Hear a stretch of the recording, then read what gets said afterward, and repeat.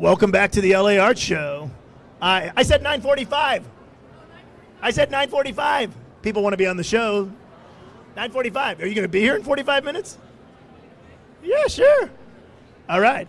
I'm your host, Matt Gleason, and we are broadcasting Modern Art Blitz live, streaming, and archived from the LA Art Show 2018 here at the Los Angeles Convention Center. It's pretty packed here. My guest now is a great artist. She's been on the show a number of times. I would have her on every week if I could. April Bey. April?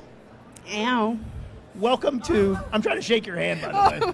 There you go. Hey, welcome to Modern Art Blitz. Thank you for having me. Hey, again. so again and again and again. Hey, so how do you like the show so far? The art fair so far? There's a lot more diversity this year.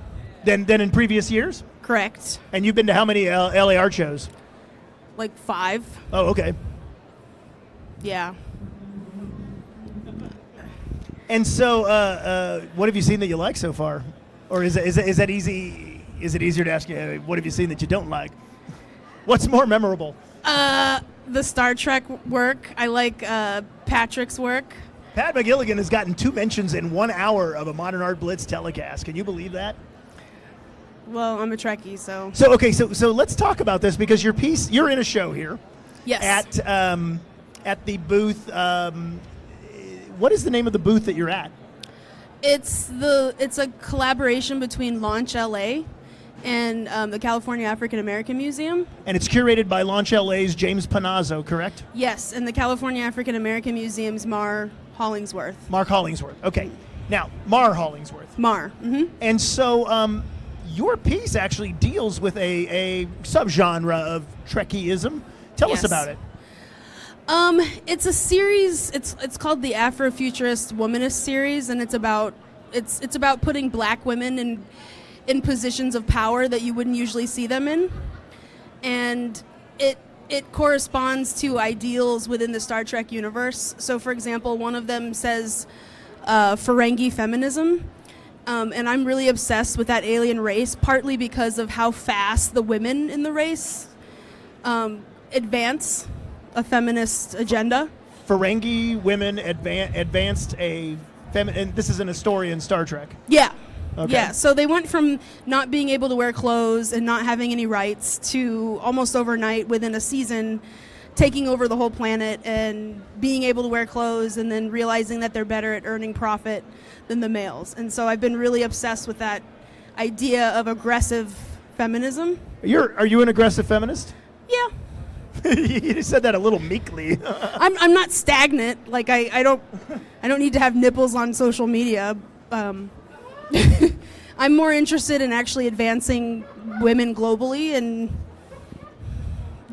dealing with first wave feminism on a global scale. And tell us about your other painting in the show here at the fair. Also has a little Star Trek undertow. That's more personal. It's referencing another alien race called the Borg, which is like... Do you know about the Borg? If you don't know about the Borg, 1, you've only watched Star Trek's first iteration, and 2, it's scary. The Borg is... I'm scared of the Borg. Yeah, they're like this computer hybrid organic race, and they believe that organic species are inferior, so they take over, and they're sort of like a virus.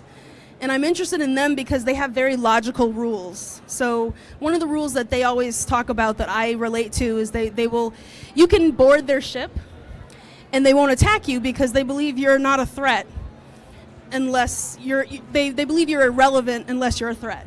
And that's pretty much how I see everything. Unless someone steps into my lane and prohibits me from doing what I need to do, then they're irrelevant. And I kind of work with that logical... As an artist? Yeah. And as a feminist? Yeah. Okay. And so what does that piece actually say, that artwork actually say? Will not be assimilated. Will not be assimilated, okay.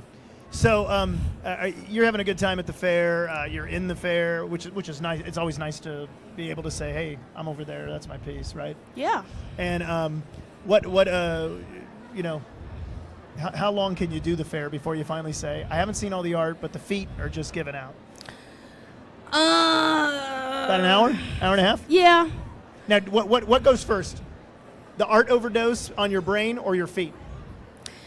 It's the monotony of seeing the same stuff over and over, I think.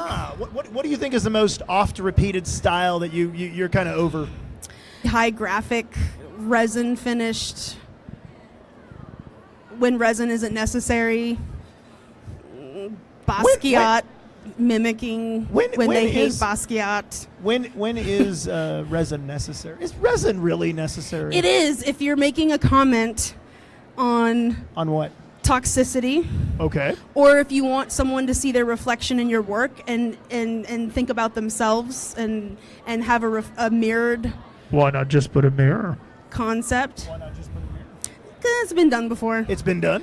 And a good resin pour shows a craftsmanship if the artist does it themselves. Most of the resin pours here are done by someone else. Oh, you mean as a finishing product? As a finishing product. Okay, yeah. So okay. I use it in my work, but I use it because I drill into it to sew into it. So the point is, this is like absurd to sew into something hard in an aggressive masculine way, but it's work about femininity. What percentage of your work requires sewing? I mean, do all your work, do you put sewing into all your work? Only the work that has fabric. Oh, okay. Yeah. And it's commenting on stereotypically feminine processes. Okay. Executed in masculine ways. Masculine ways? Stereotypical, yeah. It's taking stereotypes and flipping them. So you're like an abstract expressionist with a sewing needle? Pretty much. Okay. Yeah.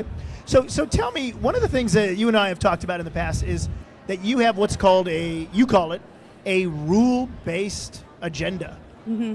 What is as an artist, what is a rule-based agenda? So a rule-based practice is setting rules based on what the work means and following that in the studio.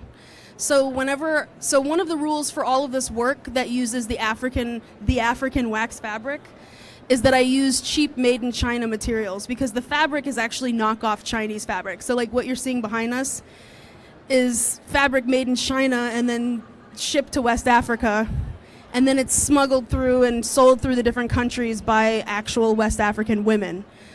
And so the rule, anytime I use this fabric, I have to use cheap needles, cheap thread, and I have to do the sewing myself. These are your rules.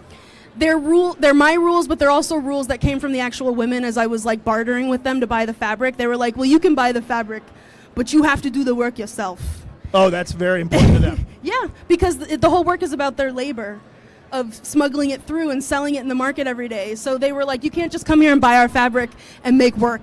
You have to do it yourself. And I've been true to those rules. It kills my hands to drill those thousands of holes to sew, but I stay in contact with these women, and each piece represents an interview with each woman.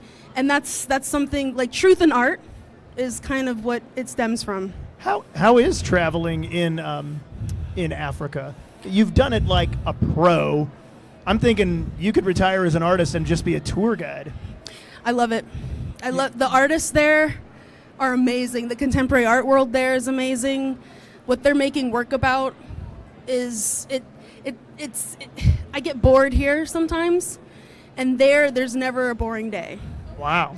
I saw work that was. There are people making work younger than me that I never even thought about at that age, and they're aggressive there, and they're kind, they're genuinely kind to others. So it's like you can enter the art world, and they're like, "What are you doing? How do you do it? Why do you do it?" And it's not a competition, and it's not petty, and it's not fake. Interesting, because that's sounds like opposite land of the Southern California art world, wouldn't you say? Yeah. That's why I have to leave every once in a while. So is there too much competition relative out here? Is it just, in fact, I heard you refer to it as crabs in a barrel. Yeah, because Explain that. There's a lot of money here, and there's a lot without money, and the gap is so drastic that there's no real in-between and no real way to jump from one level to the next. So when you have an already marginalized group, it's even harder to get out of that. Whereas in Ghana, for example, they barter creatively. So I met people who were photographers that would sit in galleries in exchange for using DSLRs to do their work. And that's normal to them. They're not saying, you have to pay me. You have to pay me now, and if you can't pay them, you can't work with them. And if they can't make money, they can't work. It's a creative barter system where they all succeed together because they're trading genuine creative skill, like shooting for your wedding in exchange for rent for 2 months, if you're my landlord. So it's a trust-based system built on creative labor that I don't see here. Like, you see collectives that try, but eventually there's always like an infiltration of corporatism or elitism. Or one idiot ruins everything. Yeah. Oh, yeah. So, and you actually pointed this out to me, which I just found it fascinating, is Ghana is one of the few countries to never have a civil war. Mm-hmm. You told me that. You remember telling me that? That's one of the things they tell everyone when they come to visit. Oh, that's like they're bragging. They're bragging like that, hey, and we're the first country to gain independence from the British. Oh, wait. In Africa. In Africa. Oh, yeah. Hey. I thought. Yeah. Let me tell you. The first African country to gain its independence. I believe there was a guy, George Washington. Never mind. Okay. So, hey, we're going to take a little break and come back with a good friend of yours and talk more art, okay? Yeah. All right. We'll be back right after this live from the LA Art Show 2018.